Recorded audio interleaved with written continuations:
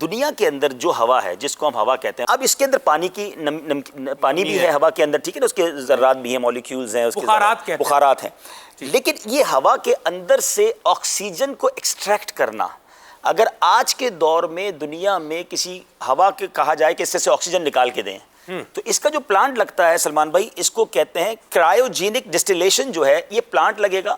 جس کے اندر سب سے پہلے اس ہوا سے ڈسٹ کو الگ کیا جائے گا، یعنی فلٹر پلانٹ لگے گا کہ جس کے ذریعے یہ پہلے ہوا سے جو گرد ہے یا غبار ہے وہ الگ ہو جائے، ایگزیکٹلی ہوا آ جائے، اس پلانٹ سے گزر کر صاف ہوا اس پلانٹ کے اندر جاتی ہے، پھر بتایا جاتا ہے کہ اب جو ہوا ہے اس کو اتنا ٹھنڈا کیا جائے گا -180 ڈگریز ٹیمپریچر کرنا پڑتا ہے، تب جا کے یہ ہوا لکوڈ فارم میں بن جائے گی، یہ ہوا پانی کی طرح لکوڈ بن جائے گی، ٹھیک ہے۔ اس کے بعد یہ لکویفائڈ جو ہے اس کو ایک سرٹن اماؤنٹ پہ پھر گرم کرنا پڑے گا، ٹھیک ہے، اور اس کے بعد یہ کرائیوجینک سیپریشن پروسیس ہوگا جو کہ بہت زبردست، اس کے لیے کمپیوٹرز اور پلانٹ چاہیے جس سے آکسیجن الگ ہوگی اور کاربن ڈائی آکسائڈ الگ ہو جائے گی، یعنی اس ہوا کے اندر سے آکسیجن نکالنے کے لیے لاکھوں کروڑوں روپے کا پلانٹ ریکوائرڈ ہے،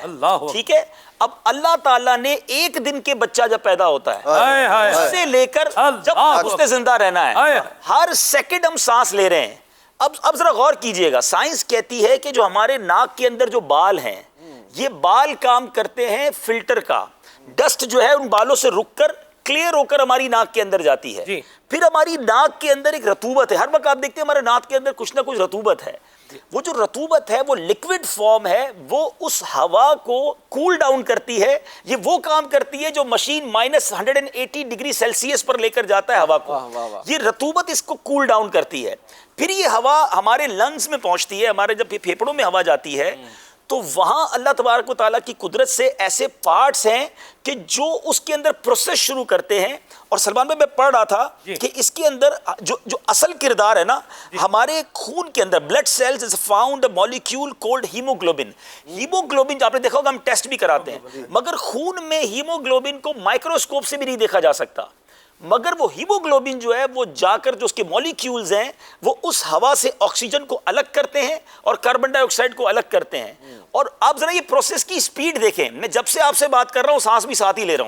ہوں، یہ پلانٹ سارا کا سارا خود ہی کام کر رہا ہے، ناک جو ہے وہ ڈسٹ کو دور بھی کر رہا ہے، کول ڈاؤن بھی کر رہا ہے، لنگز میں ہوا بھی جا رہی ہے، اور ودن اے سیکنڈز کاربن ڈائی آکسائڈ کو باہر نکال رہا ہے۔ آپ ذرا سوچئے کہ یہ وہ پلانٹ ہے جس کو آج سائنس لگانا چاہے تو کروڑوں روپے درکار ہیں، اور یہ پلانٹ ہر پیدا ہونے والے بچے کے اندر قدرت نے لگا، ہر سانس قدرت کی، ہر سانس اللہ کی نشانی ہے، ہر سانس ہمیں رب کی یاد دلا رہی ہے، یہ پروسیس ہو کیسے رہا ہے؟ ہم سو رہے ہیں، دیکھیں ہمارا سونے کے بعد کوئی کام نہیں ہوتا، ہمیں پتہ ہی نہیں ہوتا ہم کہاں ہیں،